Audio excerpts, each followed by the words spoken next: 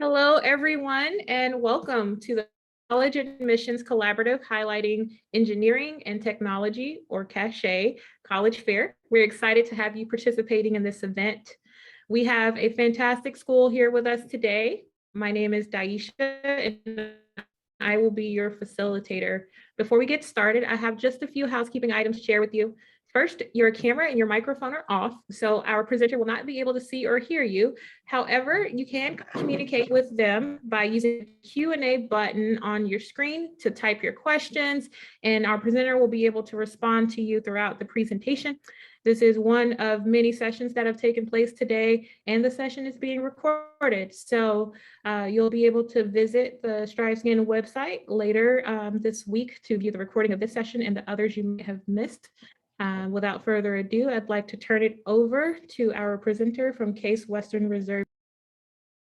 Thank you, Daisha. Hello, everyone. My name is JP O'Hagan. I am an assistant director at Case Western Reserve University. I also happen to be an alum. I'm actually coming to you not from Cleveland, from beautiful Cleveland, Ohio, but I'm actually out in the Bay Area this week, helping recruit students. So always on the job and always helping bring new students to Case Western Reserve. So super excited to have you here. As Daisha said, please ask questions in the chat. Want to make sure we get all of those answered by the time we're done here today. But of course, we will get started with a little bit of a presentation. And so, beautiful shot of campus, of course, to open up. But we at Case Western Reserve, this presentation is going to be a little bit about kind of the why, right? The why behind Case Western Reserve, to the point where, we will perhaps, it's a little less about the numbers or the majors offered, but more so, what's it like to be a student at Case Western Reserve, right? That's the real question at the end of the day. Why should I become a student at Case Western Reserve? And so for us, for me, I think the first thing you need to start with is this idea of thinking beyond the possible. It really informs everything that we do, and it has lots of different meanings. And if you think too hard about it, you might go, wait, how is it possible to think beyond the possible? But I assure you, it is in fact possible, and it's really a term we embrace here at Case Western Reserve. It has lots of different meanings, and we'll touch upon some of those different ways it gets used in just a little bit. But I have a challenge, and that is to start thinking beyond the possible. And to do that, we encourage you to not start just thinking about where do you see yourself in a year or two when you go off to college, not even necessarily where do you see yourself in 5 or 6 or 7 years when you graduate, but where do you see yourself in 10, 20, 30 years? What big, amazing thing do you want to be doing? Because Case Western Reserve, we're going to help you get there. And that is a bold claim for me to make 3 minutes into the presentation, but it's one we stand behind. And the reason for that is, as I love to say, we're a small school with big school resources. And it's the access to those resources that really help our students go on to do amazing things. And so these resources are, of course, the things that happen outside of the classroom, just as much as they are the things that happen inside the classroom. And so we'll touch on many of these as we go along. And every school, and rightly so, is going to talk about the world-class faculty. They're going to talk about that world-class education you're going to receive. That's why you're going to college. But at Case Western Reserve, we want to take it one step further. We want you to take that knowledge and we want you to test it. And we want to have you make sure it works and throw it against the wall and make sure it bounces back.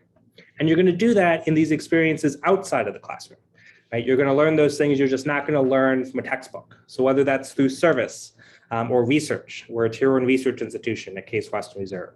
Whether that is clinical experience. Our nursing students, for example, they get 1,400 hours of clinical work by the time they graduate. That's almost twice the national average. Entrepreneurship. Do you have an amazing idea that you want to pursue? There's a whole infrastructure to help you in that journey. That's Matt. Matt up in the corner created a device that allows an athlete to be tested on the field for a concussion. And he's working on getting that company off the ground. But Matt is actually one of 60 companies in the last 3 years to come out of Case Western Reserve. Then you've got co-ops and internships, right? Those are tried and true methods, right, for our students to be able to get opportunities outside of the classroom. The college internship is alive and well. And then finally, studying abroad. As much as we love Northeast Ohio, and you'll see why in just a moment, there is a big wide world to see. And so it's our policy that any student in any major can study abroad. But this goes back to the why, right? And the why is you're going to find the perfect opportunity for you at Case Western Reserve. 99% of our students do at least one of these things. 60% do 3 or more. But it's more than that. It's not just that you're going to have a co-op or just that you're going to do some research. It's the fact that you're going to find the perfect opportunity for you, and somebody else is going to find the perfect opportunity for them. And there's a whole staff there to help you in that journey. And so as a result, it makes you a better applicant to medical school or law school or going on to industry, whatever that thing might be. And so that's why that promise I made just a slide ago, we actually start seeing, I know I said think 10 or 20, 30 years down the line, but we see our students going off to do amazing things. And so every year we ask our students a few months out from graduation, hey, how's it going? What are you up to? And this is what they tell us, that 6 months out from graduation, they're off doing already some amazing things. So this is the class of 2020. We're still waiting on the class of 2021's results. And so 52% of them were employed full-time. 38% were already in graduate school. That's medical school, dental school, a PhD program, an MBA at Case Western Reserve, but also across the country and across the world. 4% of them were doing some sort of long-term community service. We're actually one of the largest feeder schools for the Teach for America program. We have 2 former tour guides who are in the Peace Corps. So wherever you see yourself going, you're getting started right from day one. As those students who went on to be employed, 99% are in a position that require a 4-year degree, and about 85% are in a position directly related to their field of study. So you're going off to get a job in your field, not necessarily going home to take the first job you can find.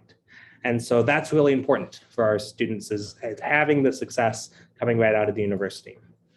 And so we've already led with this, right? But what is your advantage at Case Western Reserve? That's the question we're here to answer. And so it is, as I said, we're a small school with big school resources. And it's not just that we have those resources, but it's that we have open access to those resources. So the crown jewel at Case Western Reserve is our Thinkbox facility. Thinkbox is a 7-story makerspace. Each floor is a different part of the design process.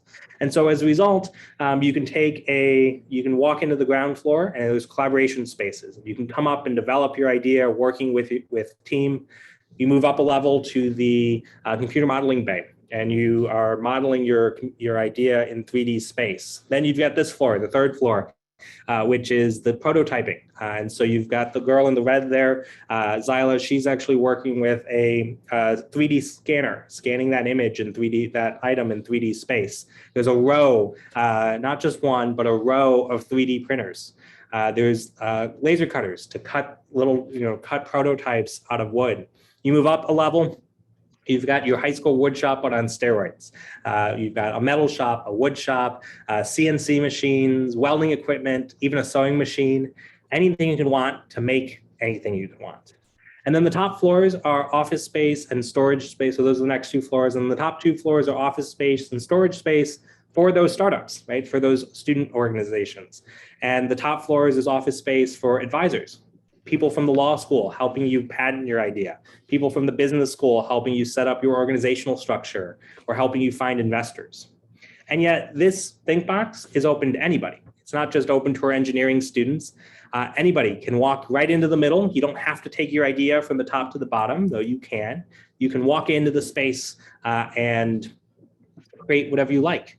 I run the tour guide program on campus, and one of our tour guides the other day was telling me, just I guess a few weeks ago at this point, was telling me that back on Mother's Day, she realized it was Mother's Day when she woke up on Mother's Day. And so she realized she didn't have a present for Mom, who was coming for dinner. And so she ran over to Thinkbox and with a little bit of help, 3D printed her a little jewelry box.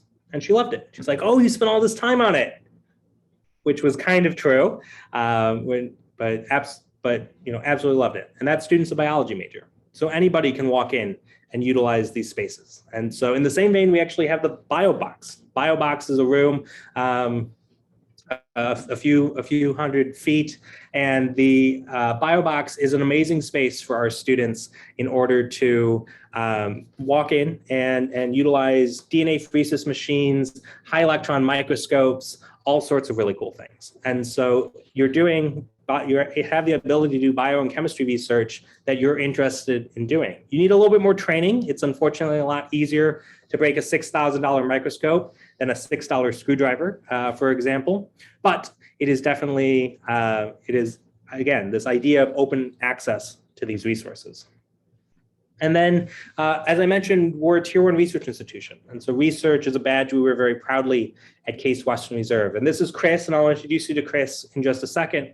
But for us, research is more than just pipettes and test tubes. And I know this is an engineering and tech group, and that's why you're here today. But for us, research is absolutely those things. In fact, if you can figure out what machine Chris is working on, I would love to know. I've been trying to figure it out for months. But it's not just those machines. You're not quite sure how they work, but they spit out the right answer. Instead, research for us is contributing to the world's knowledge in every single field. And so actually 86% of our students do research at Case Western Reserve. That includes our nursing majors and our business majors and our dance and theater and music, right? All of our students at Case Western Reserve have the opportunity to contribute to the world's knowledge in their field of study. And so, as I mentioned, this is Chris. Chris is a pretty cool guy. He actually discovered a galaxy. He was working with different Chris, Dr. Chris Mijos at the Kitt Peaks National Observatory down in Arizona, and using the telescope that we run down there, he actually discovered an entire new galaxy. And so as a result, he was a little bit of a minor celebrity. He actually got to interview Dr. Neil deGrasse Tyson on his radio show. My favorite part of that story, Chris also has a radio show.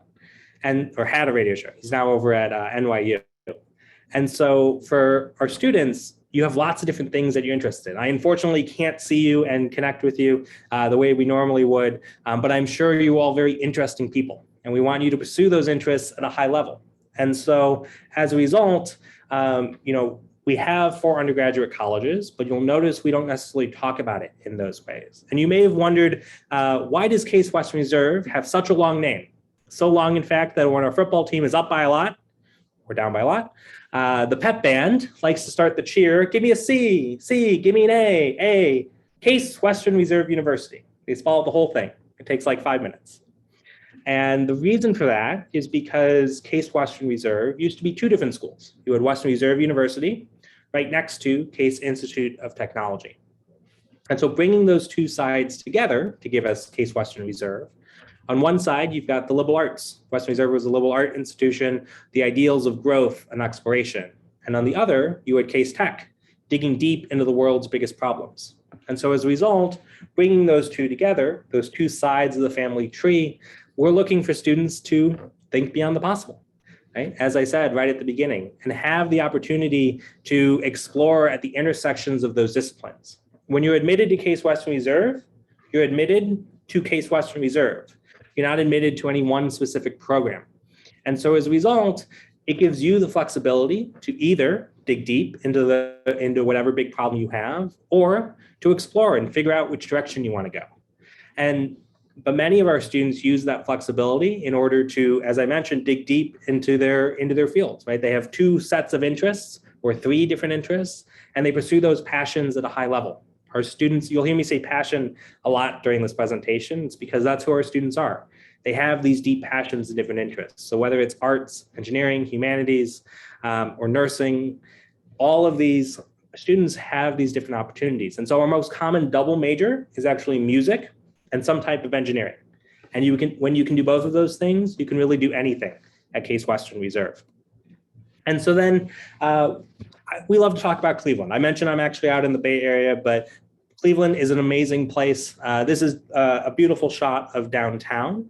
And we say it's the neighborhood you're going to find yourself in. I like to think of Cleveland as kind of the biggest small town ever.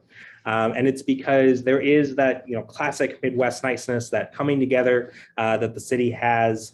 And so I actually, when I'm out here in the Bay Area, or when I cover a portion of our American South, the argument for those students, and if that's you and you're a little afraid of the cold, it's not that cold, you'll be fine. But really the argument about Cleveland is this: 80% of the Fortune 500 have some sort of presence here in Northeast Ohio. All of these companies, and NASA, NASA is not a company, they all have a major headquarters here in Cleveland. The fourth largest NASA center is out on the west side. And Case Western Reserve is the only tier 1 research institution in the area. Not to say there aren't some other great institutions of higher learning nearby, but we get first cracks at research, but also sometimes at internships and at jobs because of who we and who our students are. And so beyond that, there's a lot of fun to be had in Cleveland. I'm a big sports guy. I'm originally from Chicago myself, so being able to see the Indians, soon to be named the Guardians, down at Progressive Field, the Cavs down at Rocket Mortgage Fieldhouse, the Browns down at First Energy Stadium, despite my Bears getting crushed last week. Always a great time. Rounding up the Lakeshore, you've got the Great Lakes Science Center and the Rock and Roll Hall of Fame, must-visit attractions. Playhouse Square is home to the second largest performing art venue outside in New York City. And then Cleveland in general is a beautiful place, right? You've got the Cleveland Metro Park system. These dots of green from Lakeshore to Lakeshore was just named the best urban park system in the country. The giant emerald at the bottom of that necklace, Cuyahoga Valley National Park, about 20-25 minutes from the park's northern border. And so as a result, when you're tired of the hustle and bustle that is living in a big American city, you've got beautiful respites for hiking and rock climbing even, and kayaking not too far away. But you're going to spend most of your time in university circles. So where we're located over on Cleveland's east side, you can see downtown there in the distance, is an amazing place of arts and culture. And these are just extensions of our classroom space. Sevens Hall is home to the Cleveland Orchestra. They're a top 10 orchestra in the world. The Cleveland Museum of Art is one of the last free art museums. It's free every day of the week but Mondays. Mondays it's closed. But any student can go in there and utilize the space. And the Museum of Natural History is a personal favorite of mine. I actually took a course every Tuesday and Thursday morning in there that was evolutionary. It was a evolutionary biology course on modern human biological variation, understanding where we had come from as a species and where we might be going next. It was taught by a researcher who was on the Lucy team. Lucy, one of the earliest hominin species ever discovered, was a joint venture between Case Western Reserve and the Museum of Natural History. And so who better to teach a course like that? And then finally, we're in an amazing place for medicine. If we were on campus, I would be able to say, if you walk 3 blocks in one direction, you'll run into the 3rd largest Veterans Affairs hospital in the country. If you walk 3 blocks the other direction, you run into University Hospital System, a top 20 in the country for pediatrics and women's health. And then if you walk about 10 minutes down the street from the office, from the Case Western Reserve admission office, you'll run into the eastern edge of the Cleveland Clinic. If you walk another 15, 20 minutes, you'll run into the western edge of the Cleveland Clinic. The Cleveland Clinic is so big, it has its own zip code. I've made a lot of jokes. That is not one of them. It's an amazing place for our students to have all these opportunities. The brand new health education campus takes our medical school, our nursing school, our dental school, and puts them all together because we're learning more and more that medicine is a team sport. And we want our students to learn together interdisciplinarily. And we're really shaking up healthcare education in that regard. But you can look at a slide like this and go, oh, Case Western Reserve is just a pre-med place. And if that's why you're interested in Case Western Reserve for medicine or for nursing or PAs or PT, that's awesome. We'd love to have you. But these are also amazing opportunities for all of our students. Our business students do look at the supply chains. How do you make such large organizations run effectively and efficiently? Our sociology students look at the hot topic that is healthcare in this country. Our sociology students are looking at the interpersonal relationships that have to develop. Our political scientist students are looking at the hot topic that is healthcare in this country. Our engineers are doing some of the most advanced prosthetics work in the world down at the VA. And so all of these, starting to think beyond the possible and starting to think of these opportunities, not just in, their narrow ways, but how can all sorts of different students utilize these different amazing opportunities. And then finally, it's having a team, right? It's having a team around you to help connect you to all of these opportunities. There we go. And so bringing all of this together, you've got people like your navigator. And your navigator is something that's pretty unique to Case Western Reserve. They are one staff person who's you're assigned to before you even step on campus. They start working with you in May before your freshman year. Or if you're coming in the fall, or September if you're coming in the spring. And so as a result, they get to know you. They get to really know who you are, and they work with you all 4 years. And they have each navigator has a cross sampling of every class. There's not just a pre-med navigator or an engineering navigator. And so if you completely change your mind, they're still your navigator. And they're going to help connect you to these different resources and these different offices, because universities are big and complicated places, right? And we want you to be able to connect with those resources right from day one. Of course, you'll have your faculty advisors. They are your experts in your areas of study. So if you're a biology major, you'll have a biology faculty as your advisor. If you are a dance major, you'll have a dance faculty as your advisor. Of course, the issue will sometimes arise when if you're a biology and dance double major, because I can tell you from experience, none of our biology faculty are particularly good dancers. And so you might get some conflicting advice, right? And so that's where your navigator comes in. Just 2 more pieces of the team, but definitely not an all-inclusive list. You've got the residential community director. They live and work in the residence halls. They're working to help our students make that social transition to college. They can help the academics. They actually serve as assistant deans, but it's their job to really help you make that social transition. And then the personal librarians. They work, you get assigned to one of the few dozen librarians who work in the library. The skill set to go and ask for the newest Harry Potter book, though that might date me, is not a skill set that applies to going and asking, using a research library. And so instead of being bounced around between different departments in the library, and yes, there are different departments in the library, you have one person librarian who's a go-to resource for you. And then finally, I know I said finally, but it's your friends, right? It's the students that we're bringing to Case Western Reserve that really set this apart. And so we're looking for really driven, passionate students. This is a snapshot of our current sophomores. The first year numbers are just coming out. So unfortunately, I didn't have time to update this slide, but our students are coming from across the country and from across the world. And so diversity, inclusion, and equality are core tenets for us here at Case Western Reserve. This is a snapshot, again, of that incoming class. And so whether it's the micro communities of students that gather together in a shared identity, all the way up to the Office of OIDIO, Diversity, Inclusion, and Equality, which reports directly to the president, there's wide ranges of opportunities and resources and support for all of our students at Case Western Reserve. All students are welcome. But for us, diversity means more than just racial and ethnic diversity. It means rural versus urban students. The experience growing up in New York City is fundamentally different than one growing up in Kansas. It means we actually are 4.5 out of 5 on the LGBT Gay Pride Index, which is a national ranking for schools. And so these and many others are things we hold very, very closely to Case Western Reserve University.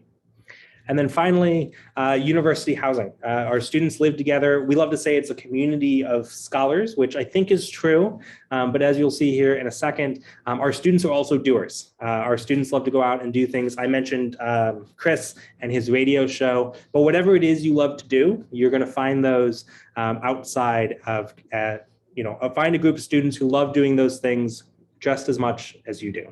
And so hopefully you're excited about Case Western Reserve and all that it has to offer. I see we've already got some questions coming up in the chat, which is awesome. So I want to make sure we get to those as soon as we can. And so thank you. Thank you for listening. And please continue asking questions in the chat. We'll make sure we get the rest of those answered with the next 20 minutes or so that we have.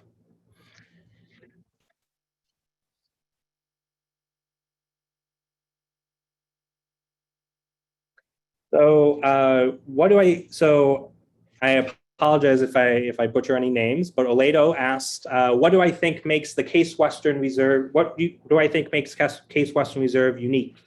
And I really do think, Oledo, it's that combination of those two schools. Like I talked about a little bit earlier, it's the opportunity for students to do those different interests. The curriculum is actually set up in such a way that it's very open. There aren't wide breadth requirements. And so that's what makes it a little bit easier for students to pursue those different interests at a high level. Interdisciplinary study at Case Western Reserve is extremely important to who we are.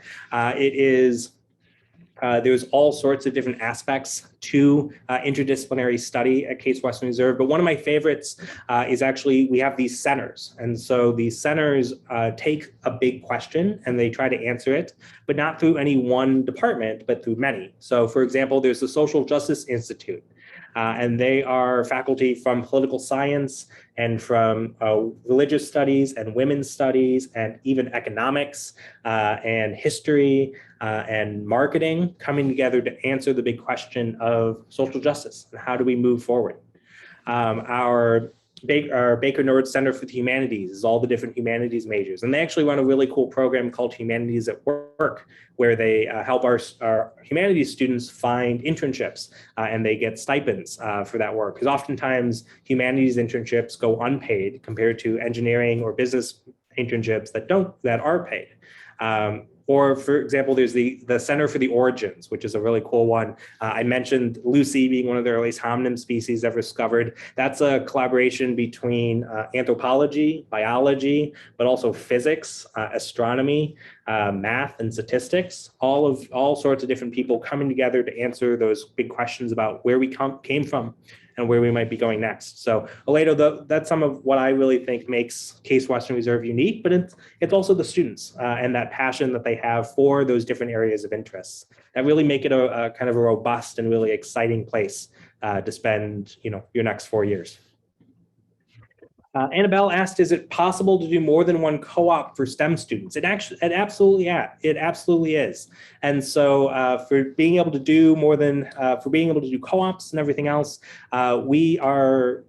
we don't like hoops at Case Western Reserve, I think is the best way to put it. And so you have a lot of flexibility in what you want to do. And so it's actually most common for students to do 2 co-ops, since taking one co-op when you take a semester off of school.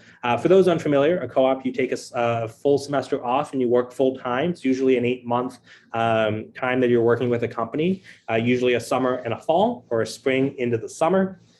And so it's actually pretty common for students to do 2 co-ops rather than one co-op, because that way they just basically take a year off and they graduate in 5 years. But we don't really care if a student does 1 co-op or 2 co-ops or 3 co-ops or no co-ops.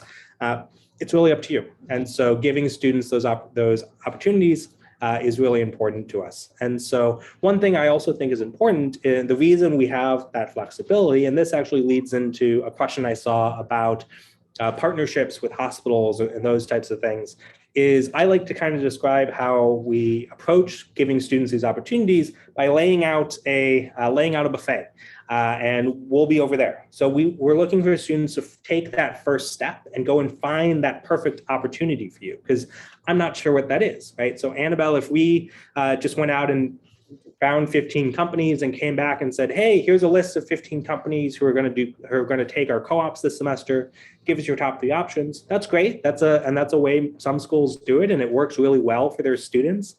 But what if you want to work for any of those companies, right?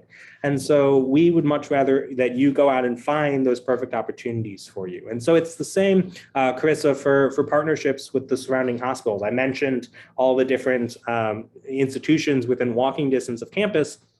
I don't know anyone on campus who has a list of all the possible opportunities at these institutions. It's not uncommon to hear of students who have ID badges to all 3 hospitals. Actually, my friend Jordan, she was in a research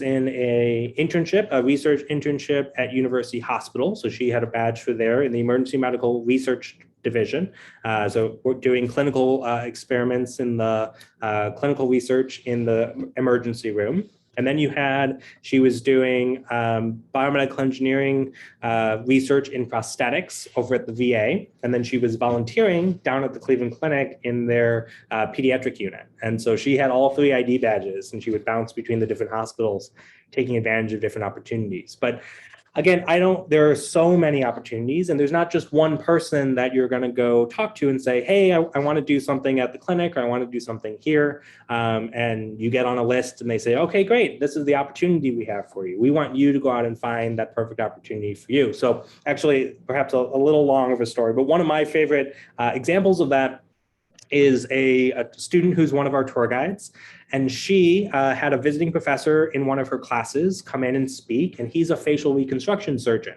And so he was talking about his research, and she said, oh my gosh, that's amazing, I'd love to join. And she ended up joining his research. And the research is to train an artificial intelligence system, an AI, to take lots and lots of photos of one person and get the perfect facial dimensions of their face so that they can 3D print any missing pieces for prosthetics to try to return the face for somebody who needs facial reconstruction surgery as close as possible, because a person's face is very tied into their identity. And so she needed lots and lots of photos of one person in order to train the AI. Well, she's a big Harry Styles fan. And so as a result, she took lots and lots of photos of Harry Styles from the internet and ran them through the machine. And according to her roommates, who are also tour guides, was running around the apartment going, is this the real Harry Styles or is this the real Harry Styles? Because the machine got so good, it could print out real, identical photos of Harry Styles that were completely fake. And so, Carissa, I do not know of a list on campus anywhere that says facial reconstruction surgery with Harry Styles as a research opportunity, but yet it exists, right? And so that was a perfect opportunity for her, and she, took a fun spin on the research on the very important research that she was doing. But I hope, I know there's lots of questions about, can I do this or can I do this? And the answer is yes. We're going to help you find that perfect opportunity for you, whatever that thing might be. So Richard asked a great question. Being from deep South Texas and used to using an air conditioner in the winter, how hard is it to get around on foot in campus in the winter? So for Richard and for any other warm weather students, I promise you it is not that cold. You'll be fine as long as you get a big coat. And also Uggs don't count as boots. They are very pretty. They do not count as boots. So you need something that's going to keep the water out, the snow out. But assuming you have that, it's very easy to get around. Campus is a very walkable campus, right? We've got some beautiful photos of campus in the background here as I talk. And so it's very easy for students to get around during the winter. They actually I think they do a really great job of keeping the sidewalks clear and everything else. Actually, to the point where in the past few years, whenever they've had to tear up concrete and put new concrete down, they actually put heating pipes underneath. And so as a result, not heating pipes, but like water pipes underneath, it keeps it just above freezing. And so as a result, there's a few spots on campus where it looks like you're like, wait, it didn't snow, and because it's all the snow is melted. So they do a great job keeping it clear, and it is really easy to get around. If you don't want to walk, I was always a walker because I would rather be moving but cold but moving for 10 minutes instead of standing still shivering for 5. But we do have these little white buses. We call them greenies. They used to be green back in the 70s.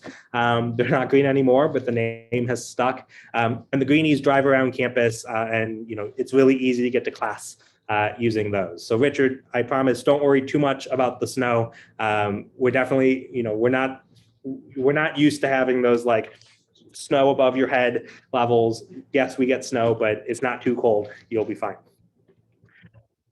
And then let's see. Lots and lots of questions. So there's a few questions about the PreProfessional Scholars Program, so I'm going to try to get to those.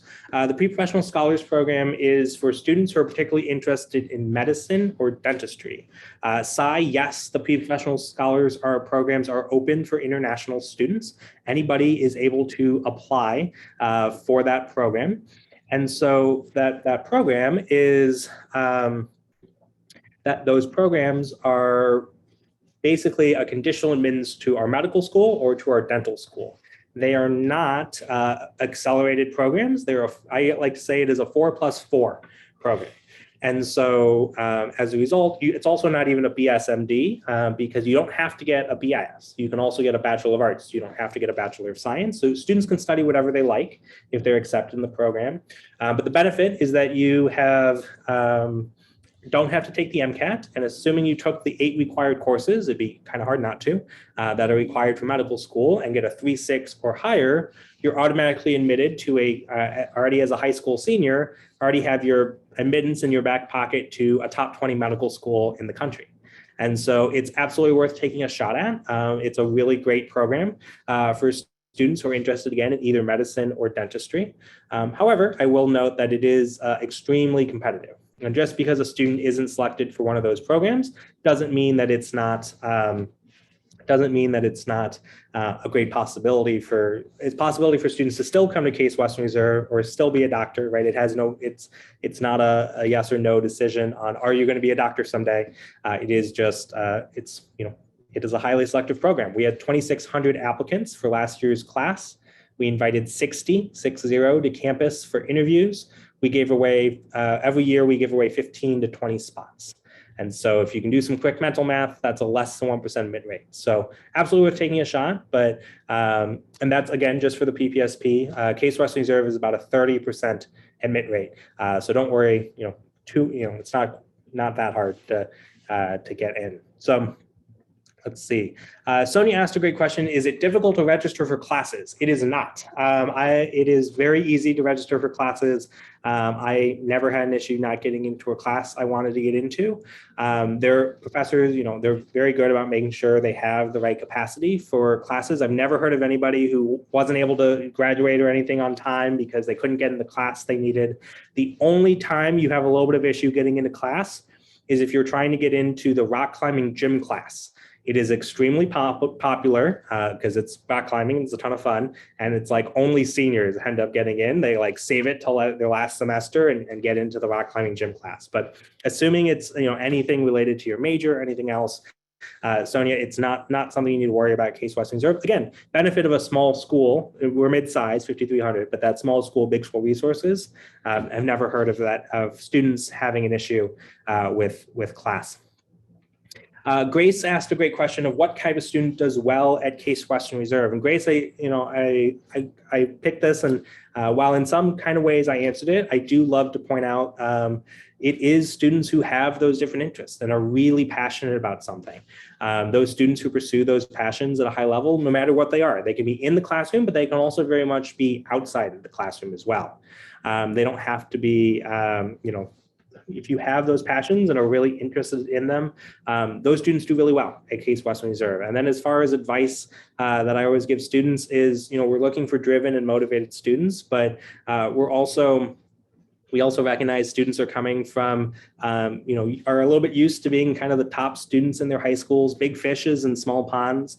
And let's say at Case Western Reserve, you're a medium fish in a really big pond. And so as a result, sometimes you got to be okay with asking for help. And the students who know that and are lean into that collaboration and that asking for help and relying on those resources, they really excel at Case Western Reserve. So it's not just overall intellect that we're looking for. We're looking for passionate students who work together and are always kind of driving themselves forward. So Grace, great question.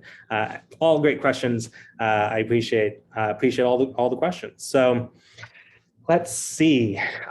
Jessica asked a question about on-campus housing. We actually require 2 years of on-campus housing for students. So first and second year students, unless you live in Cleveland, are required to live on campus. There's first year housing and second year housing. And then, Jessica, we don't technically guarantee housing for upperclassmen students, but many of our upperclassmen students, actually a majority of our upperclassmen students, will live on campus. So most students will live on campus all 4 years. There's some really nice upperclassmen housing. It's kind of apartment style living, but third and fourth year students are allowed to move off campus. And when they do, they move like across the street. They're not moving downtown or something like that. They just move like right across the street. And so as a result, that's really, really helpful for students. So we don't make that guarantee that you can live on campus all 4 years, because if everybody wanted to live on campus all 4 years, we couldn't make that guarantee. We don't have quite enough housing for that. But anybody who wants to live on campus all 4 years, they're absolutely able to. So first year housing is all very community focused. You're building, it's all doubles. So all doubles your first year, very community focused. And then you move to second year housing, where you and 5 friends share a suite, share a bathroom, and then upperclassmen housing is apartment style living. So whether you realize it or not, we're kind of moving you slowly from living at home to being, fully fledged adults ready to live on your own. And so, Jessica, great question about campus housing. Great question about applying to a specific major or college. As I mentioned it briefly earlier, but it does not. You do not apply to a specific program. You apply to Case Western Reserve. The one exception that is music. If you want to be a music major, you have to do an audition and be accepted as a music major. But even if you're not accepted as a music major, you can still do a music minor. But just for the music major, hopefully it's obvious you need to, be talented, and have experience in order to be successful as a music major. But outside of that, you just apply to Case Western Reserve to be a music major, to be any major. And so we are looking for, to make sure that we have an understanding of how many students in our class are going in any one direction. We want to make sure we don't have 900 biomedical engineers and no nurses. That would be bad, right? But we'd have 2 departments who are pretty mad at us. But we do have, we do encourage students to share what they're interested in. And students are looked at differently. Our nursing students, for example, are going to look a lot different on paper than our business students, right? We're looking for different qualities. So when you're going through the application process, we are interested in what you want to study, but you're not committing to it, right? So if you come in and think you want to be you say you want to be a biochemistry major, and by the time you get to campus, you want to be a chemical bio major, that's fine. And yes, those are 2 different things, biochemistry and chemical bio, plus, of course, bio and chemistry. So a full spectrum there as well. And so you do declare your major at the earliest, technically, by November 1st of your first year. But students, you're really diving into your areas of study right from day one. Our nursing students, for example, they're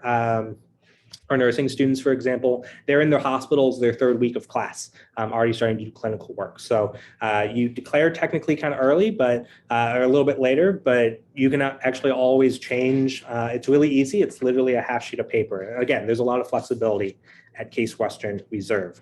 And so I saw there's a little reminder. I'm going to start wrapping it up here. Can you get academic credits for research? Yes, you absolutely can. It depends on the major, but it's working with faculty to support that research and get some academic credit for it. So yes, absolutely. I'm trying to go through and answer as many of these as I can. Let's see. Are double majors common? Yes, about 40% of our students will actually double major. Most of our students, if you ever come to a campus and hear our tour guides introduce themselves, the vast majority of them are not doing any one major. It's usually not, I'm a biology major. It's usually, I'm a biology major and an anthropology major on the pre-med track, right? It's a combination of things, or at least a minor. I actually know a young woman who did 3 majors and 4 minors, which is pretty crazy. She's an exception, not the rule, but lots of different opportunities there. Tricia, great question. Campus is very safe. Safety is very important to us, and students think of people are safe in different environments. It is an urban setting, so we do a lot to make sure our students are safe. It's taking a little bit of ownership of it, but really it's providing the resources to make sure that our students in our community remain safe. And so I've personally never felt unsafe on campus, and I worked late in the office in the student newspaper, and would walk home at 2 or 3 in the morning sometimes after putting the paper together all night. And admittedly, I do have the benefit, the privilege of being a male, but there's lots of things from technology. We have an app, safety application for your phone. You can always request a safe ride or somebody to walk you home. Lots of different ways that we keep our students safe. And then probably a great, well, let's see, one or two maybe final questions. Estella asked, are SAT and ACT tests optional for 2023? And they are, yes. So for this year, for fall 2022, as well as fall of 2023, we've committed to being test optional. We're not sure about plans beyond that, so you'll have to check back if you're a little younger than either of those. But we are committed to being test optional, and last year went really well.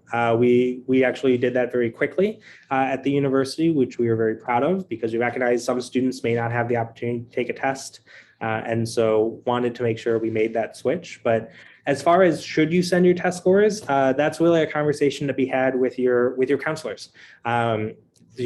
Do my test scores reflect other students from my high school who have gone to Case Western Reserve or other similar schools? That's a question that they're better able to answer, because test scores are actually very contextual. But yes, we are test optional, so don't feel that you need to send one. And then finally, actually, Jason, I think this is a great one to end on. Are study abroad opportunities available to pre-med students? And the answer is yes. Not only are they available to pre-med students, they're available to any student. And so I mentioned earlier, we don't like hoops that students have to jump through. We don't like saying no. And so any student in any major can study abroad. That is, we actually have a student currently in Romania, even right now during the pandemic, first time that's ever happened. So we've got a set of about 120 programs in 56 countries that students can head off to. But also there are lots of opportunities across the world. And so wherever you want to go, thermodynamics works exactly the same in Botswana as it does in China, as it does in Peru. And so wherever you want to go, we can make that happen. So again, thank you all so much for coming. I think I've just got I'm right on time. I'm going to throw, actually, let me go back, perhaps, nope. There we go. There's up on the screen there's a few things, and I'm going to throw in the chat my email. So if you do have more questions, I'm sorry I wasn't able to get to all of them, but if you do have more questions, there is my email. I would love to hear from you, and best of luck with your college search, everyone. Awesome. Thank you, JP. If you would like to capture their contact information, please make sure to copy that information out of the chat before we close out. I have one quick slide to share with you all. So I want to first and foremost thank our presenter for a wonderful session. And I also like to thank all of our engaged attendees for asking your questions and for taking in everything our presenter had to say. When you close the window for this session, there will be a very quick 5-question survey we'd like for you to complete. We appreciate any feedback you can provide on this session. This session has been recorded, so you will be able to visit the strivescan.com/CACHET website to review the recording for this session and any others you may have missed or want to revisit. That is all for tonight. We thank you for attending and hope you have a wonderful evening. Thank you, everyone.